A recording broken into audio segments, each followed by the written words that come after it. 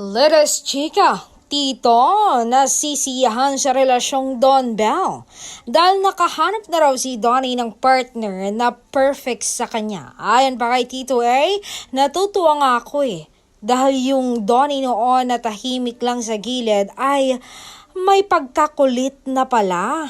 Ngayon, ang naglabas nun ay si Belle. Sabi ko nga, swak sila, bagay sila. Kung sila ang magkakatuluyan, ay hindi ako hahadlang.